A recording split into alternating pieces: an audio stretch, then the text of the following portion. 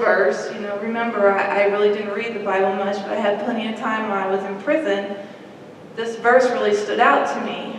Pride goeth before destruction, and a haughty spirit before a fall. That haughty part, I can remember that's what I felt like inside. I was just so mean and so hateful to everyone. Unless you were going to be able to do something for me, that's when I put the charm on. That's when I would be somebody that you want to be around. So definitely pride was my downfall. I had all of my priorities out of line. I defined myself by my career. It was more important to me what my boss thought of me than what my husband thought of me. And in doing so, I let my household crumble. My son was getting in all kinds of trouble when I should have been guiding him about what's right, when I should have been taking him to church or having him in groups of kids who could give him an idea of what's a good thing, what's the good way to behave. I wasn't doing any of that. I was all worried about how much work do I have to do? Are they really happy with what I've got done?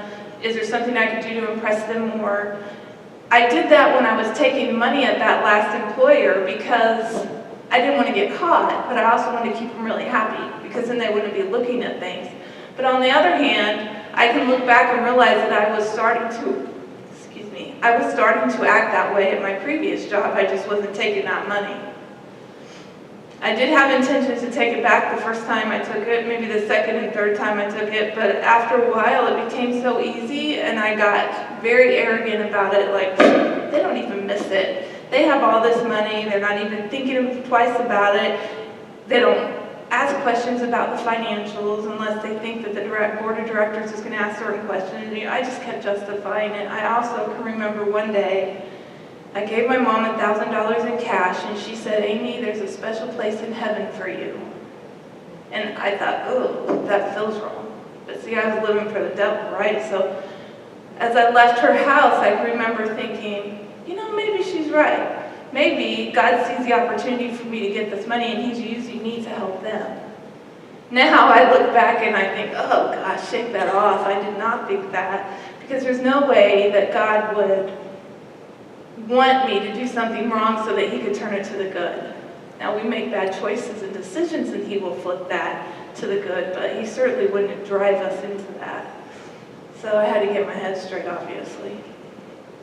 I also thought this, anything's legal until you get caught. And I thought pretty certain I'm never going to get caught.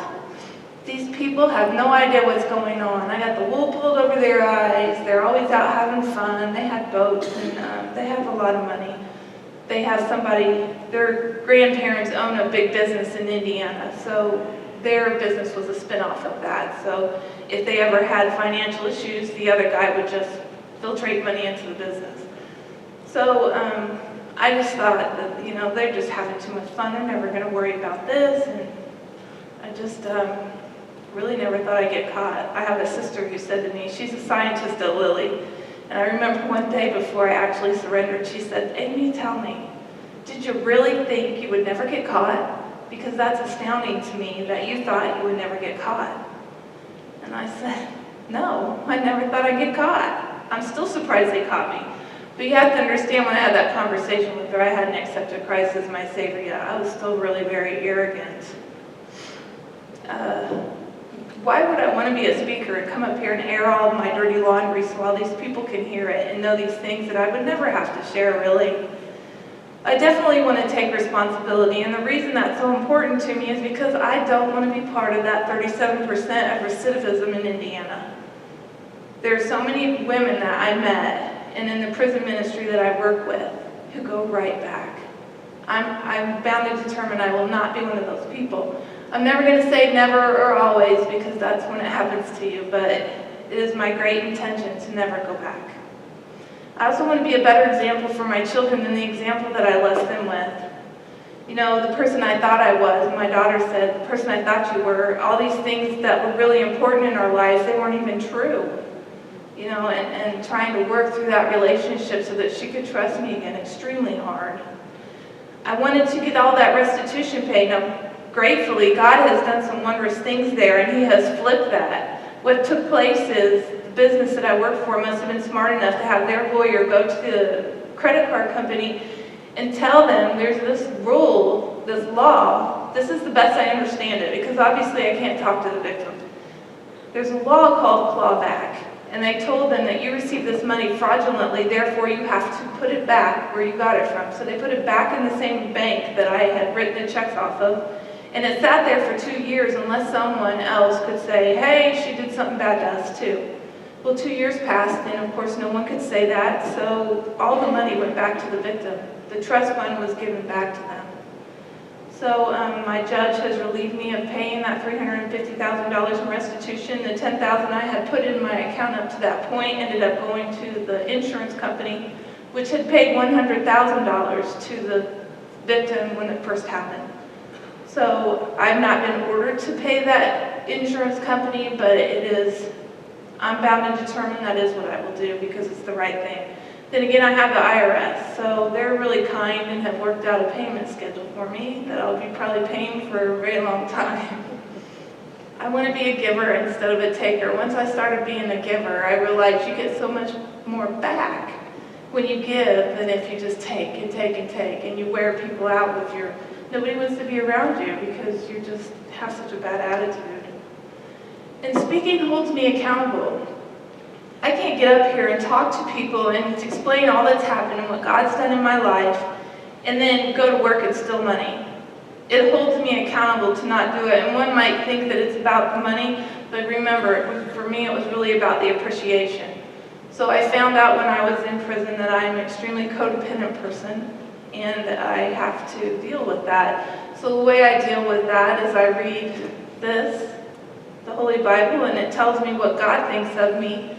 And it keeps my head straight about what He intends for me and for those that I love and I care about. And I also make sure that I go to Bible study. I have mentors who hold me accountable. And I know all these things are important, so I keep them in place in my life.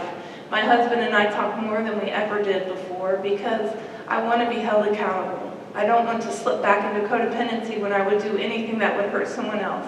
I believe I would never steal money again after all of the pain and the suffering that's taken place around the people I care about. But I never thought I'd do it in the first place. So I just want to continue to hold myself accountable. I talked a little bit about this already, that it was premeditation. I did forge the signature of the vice president, and the reason I didn't do the president's is because his was too difficult to forge. And the smallest amount I took was $4,500 with one check. The largest check was $12,000. Well, that just screams greed. As far as the criminal actions and what it required, I did have to make quite a few journal entries. We had a cash management spreadsheet that would populate month by month and flow into an income statement. And even though we had a new materials resource planning, MRP system, the bosses didn't really care for change and they always wanted to use this Excel spreadsheet. So I just manipulated what I had to for things to balance. When the photocopies would come from the bank, I just remove them from the bank statement so no one would ever be able to see that that check didn't go where the county says it did. And I had a girl I had cross-trained. It was like a facade of cross-training. I had her doing the bank rec reporting. So it looked like, I may be cutting the checks and I may be depositing the accounts receivable, but she's doing the bank rec. Well, I was giving her all the reports, so I was manipulating them so she could never catch me. And I buried all of the money I stole in the cost of goods sold, which increased it by 2%. So anybody would realize 2% really needs to be looked at, but over 4 years it became $350,000, but they were really never concerned. Now our business consultant kept telling them to look at it, but they really weren't concerned. As far as my true victim, the company that I took the money from, they're about 30 minutes east of Indianapolis. They had about 50 employees when I worked there, and they had plans to expand that facility. They were a very compassionate employer. They treated my husband and my children like family. And it was very difficult that the whole office staff, they all came to my sentencing.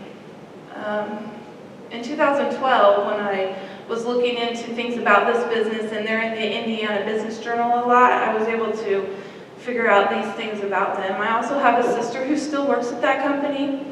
She tells me a few things that are good that happened for them, plus she's got this blog that is out on Facebook, so it's information I can easily get to. But we do our best to not discuss that business because I don't want to hurt them any further than I already have. But in 2012, we're up to 65 employees, and they plan by this year to be up to 100. And they've been getting quite a few state and county grants. And I had this really unexpected meeting in Las Vegas, which is another divine appointment, God type of thing. I was with my husband checking out of our hotel from an expo that we've been at. And this man who was the vice president when I did it is now the president. He came up behind us and tapped us on the shoulder. Now, you understand, he's the vice president of the company I took the money from. And so I've probably been out of prison 6 months, maybe. And he said, hey, and so my husband was like freaked out, like, oh my gosh, are you gonna punch us? Because he was afraid. He thought, if he's got the guts to come talk to us, he's gonna hurt us.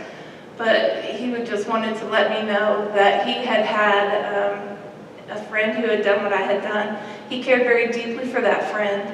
And through that relationship, he better understood where I might have been when I did what I did to them. And he wanted me to know that God had helped him to forgive me. I mean, that's just astounding to me that of all places, Sin City, I had that encounter with my ex-boss. This is the president at the time I did it, and he retired and left. Now, this man still cannot stand me. He's very, very bitter towards me. I'm very sorry about that because although he has every right to feel that way, I feel like I own the fact that he has so much bitterness in his heart. I wish that he could get to forgiveness because I know it will free him. But this is what he said at my sentencing. I feel like such a schmuck to have been dealt this by you. I just think it is absolutely awful what you've done to us and our employees, and right now, with all the people who are unemployed, I think that's a tragedy. He said a lot more, but every time I hear the word schmuck, I think of him. And, I always hate what I did to them. I can't take it back, but I can do good going forward that hopefully makes a difference for other people who might have done what I've done or might be thinking about doing what I've done. Maybe they can avoid feeling this way. But I also will never forget what the look of betrayal looked like in his eyes. Because when I was on the stand and he was watching me when I was talking, it's about where you are in the red sweatshirt. Yeah, and I could just see in his eyes how much he despised me. And before all this had happened and they didn't know anything, he thought the world of me. So it was pretty difficult. Of course, self-inflicted, I did it to myself. And I came to realize when I was in prison that I have a lot of victims. Not just the obvious victim that I took the money from, but coworkers, those people who thought highly of me, who turned to me for advice as the main accounting person there. And I would give them team support in their production things that they were doing. The engineering guy, we had done something together where we had saved the company $4,500, and that was a project we worked really hard on. And it's just those things where you get close to people, and then they're like, you weren't even who I thought you were.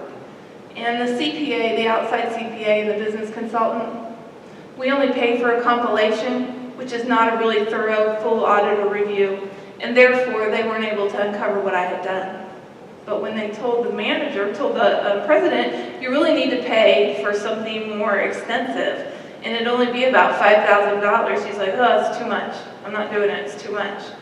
Well, $350,000 versus $5,000. It's always better to pay for the more thorough review.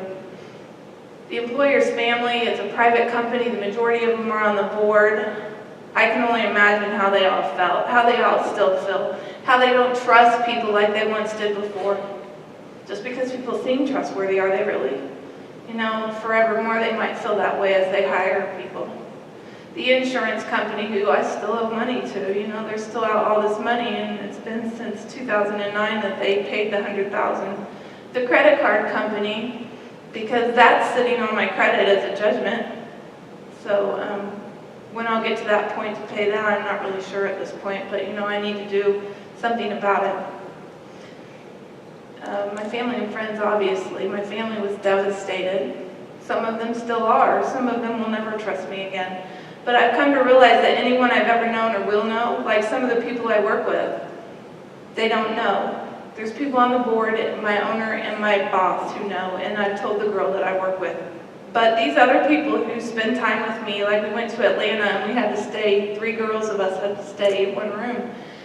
Those girls, if they know later, they'll be like, you should have told me. I told my boss I wasn't comfortable with that because they just left their purses out there, right? They didn't have any reason to not trust me, but later on, when they realized, you let us sleep with an ex-felon and didn't tell us, I think they'd be pretty upset, actually, but maybe I'm making too big of a deal out of it, but I just feel like people think they know who you are, and when they figure out the real truth, they're like, oh, that came from left field, and how do I handle that?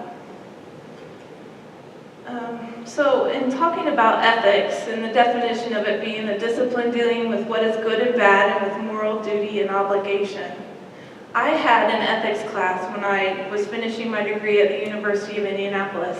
And I can remember it was the last 2 classes I needed, one of the last 2, and it was on a Saturday, and I didn't want to do it.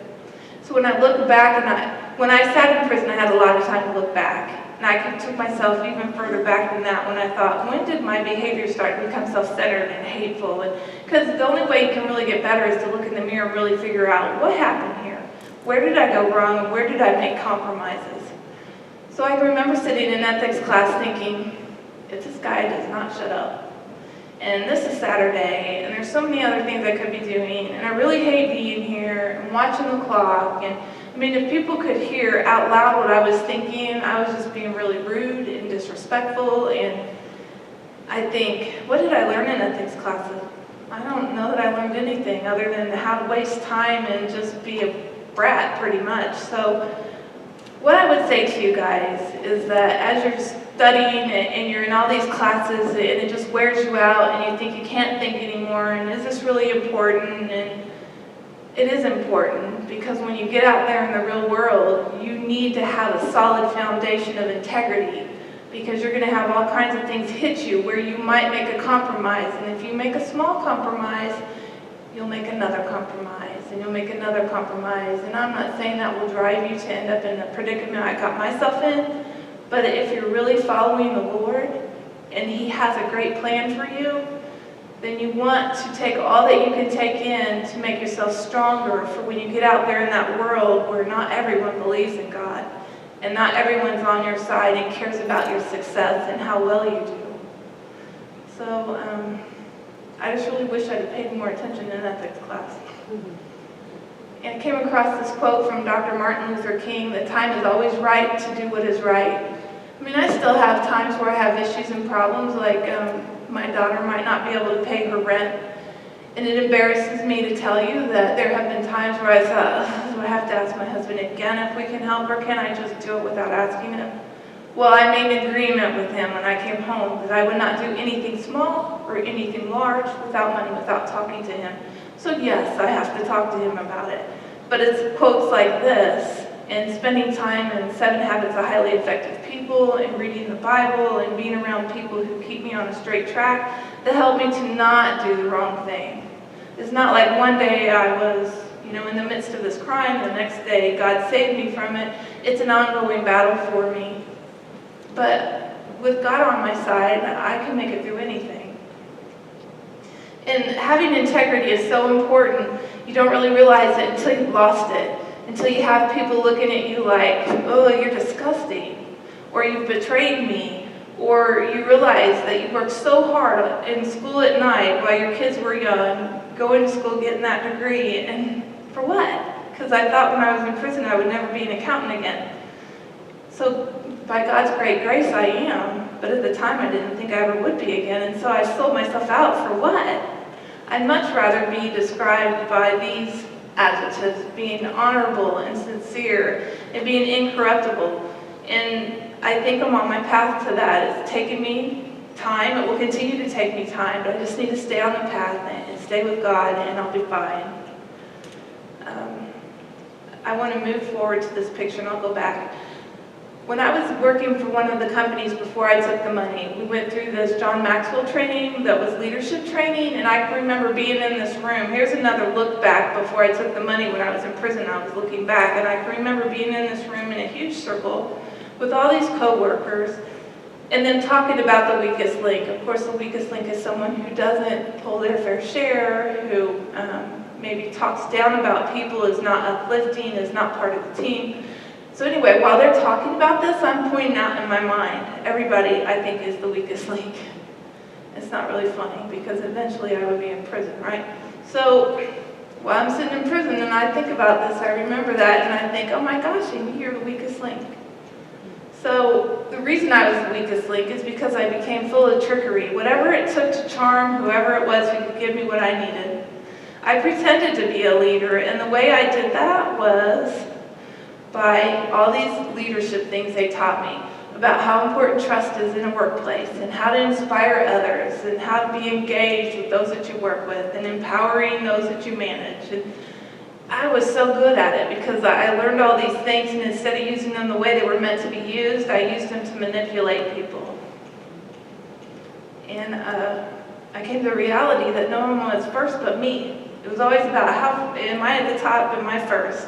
So I had this conversation with my lawyer that you guys will find interesting. When I first went to my lawyer, I hadn't been saved yet. That was a few weeks after.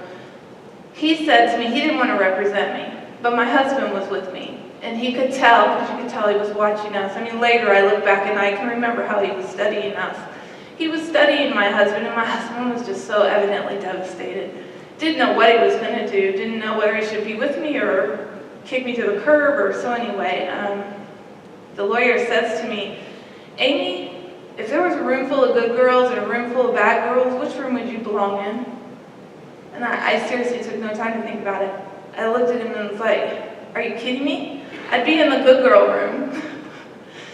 And the reason I said that was because I gave all that money away to people. And I still thought that that was a good thing. I still wasn't recognizing the fact that I had done something horrendously awful, that I had devastated all these people. And so anyway, now that he sees the true change in me, and he and I still keep in touch, he always reminds me of that. He says, yeah, you were a case for sure. He didn't want to take me, but my husband, he could tell, was telling the truth that he didn't know, and it was my husband is the reason that he took my case. He happened to be a Christian, so I was really, God was working in that.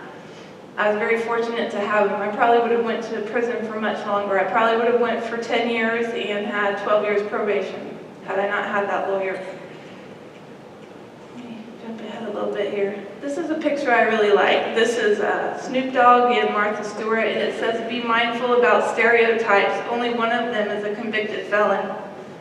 And this just stands out to us about how we judge people and how we predetermine what someone, who they are, what we know about them, we decide is true or is not. Well, I'm Martha Stewart, so I just think it's important for us not to judge others. And here's some lessons to share about how they could have kept me from getting away with it if they had truly had separation of duty in place, if they were paying attention to vendor recognition in the system, if they required 2 signatures on their checks, if they ever even looked at the canceled checks, which I kept taking off the back of the bank statement, if they had implemented positive pay and what is taking place in the test module. The test module is in a material resource planning system. It's somewhere where you go and you play with transactions, and they don't touch or affect the real financials, but you can figure out how something's going to play out if you're not sure. Like a patch has been done to the system, something like that. Well, I was in the test module cutting all my checks because it looked like the real system cut them. And if they went, which I'm sure they did after I got caught, they were probably blown away because there's 44 checks right there for them to bust me, and nobody ever looked at the test module but me. Here's a few other things they could have done. Cross-train and rotate the office staff, just in a surprising way. If office staff is rotated, then it's possible for something that's going on that shouldn't be to be caught. And requiring time off and vacation, I never wanted to leave because I didn't want someone else to get the bank statement. I didn't want something unexpected to come in the mail and me not be the one to get it. It's always a big giveaway if people aren't taking vacation. The paid consultant told them that the 2% was outrageous and that they needed to research it, but they never followed up on his advice. They paid him $2,500 a month, but they never followed his advice. And of course, they talked about doing a full review or an audit versus a compilation. So this is another quote I came by as I was going through the 7 Habits of Highly Effective People by Stephen Covey. Don't argue for other people's weaknesses. Don't argue for your own. When you make a mistake, admit it, correct it, learn from it immediately. I have to do this. I don't make huge mistakes that are illegal, but I was somebody who was arrogant where it was never my fault. It's everybody else's fault because I'm perfect. Well, now I might make a mistake and notice something in the general ledger at the end of the month and know that it's going to affect my coworker's job and it's going to affect the CPA's job. And so not only should I correct it because I know that I booked it backwards, but I also need to tell these people because maybe they've already worked through some schedule that's affecting them. Which means, I got to admit, I screwed up. I don't like it, but I did, I'm sorry. And it's actually pretty free. And a lot of people ask me how I endured prison. And I already told you about Jeremiah 29:11, but once the pastor had read that to me, I would go back to that verse over and over and over. For I know the plans I have for you, declares the Lord. Plans to prosper you and not to harm you. Plans to give you a hope and a future. So today, if I catch myself getting really worried or getting like, oh, I've got to fix that, because I'm still a control freak, I try to remember this verse and remember, God's got plans for me. All of my plans could just end up for naught. I need to slow down, reflect and hear. What is he telling me? Meditate with him, pray with him. And it keeps me centered and it keeps me on track. And so that's pretty much it. That's the end of it. But I want you to know that I do have cards if you need my website, but I've heard that you have some information that can give you that website if you want to read more about what took place and what happened. There's a full story from Minnesota CPA Society on my website that pretty much tells the story from the beginning to the end.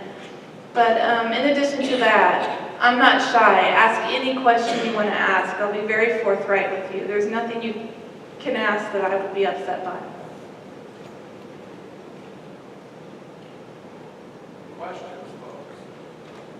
Somebody's